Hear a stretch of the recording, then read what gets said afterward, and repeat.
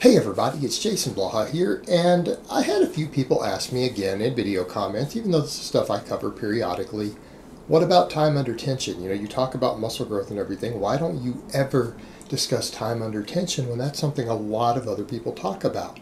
And let's go ahead and discuss the evidence for and against time under tension so that you guys understand where I'm coming from on this. So let me put on my +5 out of weaponsmithing. Work on skill up my crafting a little bit, and let's go into this. All right, guys, there is no actual scientific evidence for this time under tension theory. It's not supported by the literature. I'll jump into why in a minute, but let's discuss why people actually believe it's true, purely from the bodybuilding world. And the reason they believe that is because it was a hypothesis that people came up with, and tons of bodybuilders started training that way, and they all got big. And so they just assumed it works, and it became a tradition in the bodybuilding world, and it's an old hypothesis that was batted around. And so therefore they just continue to do it, and since they're all big, they all assume it works, right? That's essentially your evidence for it. The problem with it is that that isn't good evidence because the variable for the time under tension theory isn't controlled for. And there's other problems with that. First of all, most pro bodybuilders have decent genetics for gaining muscle mass, or they wouldn't be big. So you've got the genetic component, but when you really set that aside, what else are they doing?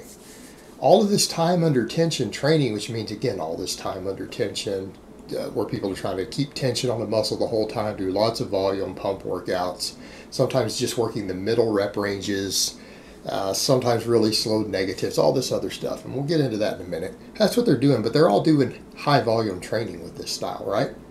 Well, what do we know based upon the evidence in drug-free people? Totally natural people, what do we find? Training volume is a major component to muscle growth. It's a major component. A lot of people feel it's the primary one, but I don't always agree with that. I don't necessarily agree with that, but that is what many experts do believe, that it is the most important factor.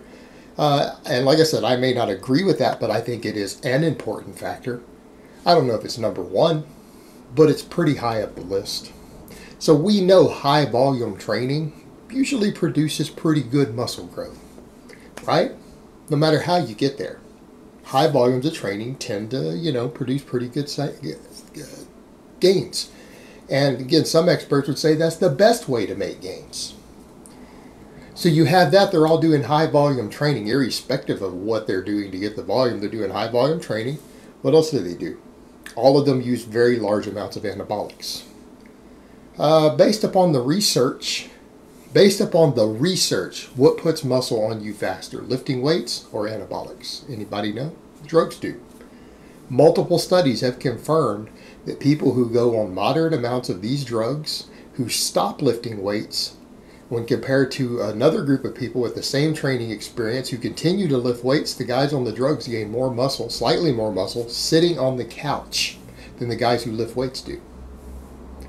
And I don't mean noobs. There have been multiple studies now where they took people with a year worth of training experience, at least a year, of continuous training, and took half of them, had them keep training, and the other half of them sit on the couch and be forbidden to do any strenuous exercise and use like 600 milligrams of testosterone.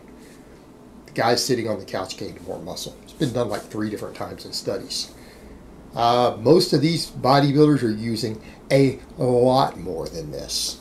So you've got high volume training combined with very high doses of anabolic drugs. They're all big. Well, obviously. In fact, they would all be big if they didn't train at all. They would all also still be as big if they continue to do the high volumes of training that they do while using the amount of substances they're using. I don't think it matters how they get there. In fact, it's arguable based upon the evidence that how a bodybuilder trains on that many substances, the amounts that they take, isn't that important of a variable. That's probably only about the last 10 to 20% of their gains, right? About the last 10 to 20%. At least 80 to 90% of what they gain is completely from what they put into their body. The training is the finishing touch. So again, because they all got massive, doesn't mean that that little aspect of it was actually what mattered. They're all training with high volume. And the volume is the most important component according to a lot of people. So when we come over and we look at this, it starts to fall apart when we look at the actual evidence. Because what do we know based upon tension times? That it actually doesn't have a benefit. In fact, actually keeping continual tension on the muscle versus actually doing the full range of motion and even starting and stopping, meaning stopping at the bottom of a curl completely, holding the bench press lockout for 2 or 3 seconds before your next rep, all of that stuff, the evidence in some cases suggests in some studies that the people who actually did that stuff and come to the complete stops and everything gained more muscle in some studies, and the people who kept continual tension. In other studies, they gained about the same amount of muscle. In other words, trying to keep the weight in motion and do tension doesn't seem to produce more muscle growth than any study ever done. We also know that when you're doing a lot of this continual tension type training, what happens? People miss the hardest part of the exercise. Well, what happens if you miss the hardest part of the exercise? Like, say, the bottom of a curl, that stretch at the bottom. The pause or the deep stretch at the bottom of a bench press. The stretch at the bottom of a chin-up or a lat pull-down. You actually have certain muscle fibers that can't be recruited. In other words, you lose the recruitment of a few of the muscle fibers through a muscle. Even when it's exhausted, you're not getting all the joint angles, so therefore there's a handful of fibers that don't get stimulated. So based upon all of that, we actually know, based upon a number of studies, that there is no benefit to that continual tension. None. It doesn't produce any more growth. And in some cases, maybe certain muscle groups, certain exercises, and in certain studies, it produced a slightly inferior growth response. So that component of the time under tension doesn't matter. What about the slow negatives? Everyone's like, yeah, well, negatives produce muscle growth. They do. But we've also had it studied, and it turns out that if you do enough volume, we go back to the training volume, you can do 0 eccentrics. You can completely skip the eccentrics, where they've even done studies where a forklift pretty much does the eccentric and you just lift the weight each time. And they found if you do enough volume, you can stimulate maximum muscle growth with the concentric only. Now, do the eccentric reps add to muscle growth? Yes, they do. They absolutely do. You can do fewer reps if you're doing a controlled eccentric and gain the same muscle. So if you're skipping the eccentric, you do have to do more reps to get the same muscle growth. You end up having to do more reps, more sets, more total work. It's more time efficient to go ahead and do the concentric and the eccentric rep. But when it's been looked at, what has been found, because this is another thing they say, what produces more time under tension if you do a slow negative?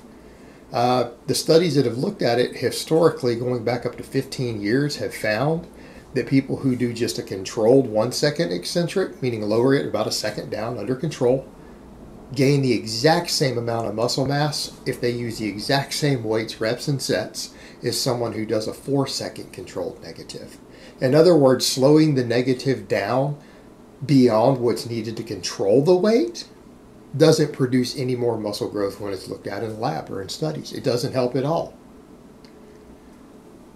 Doesn't help at all. So that aspect of time under tension doesn't seem to have a benefit.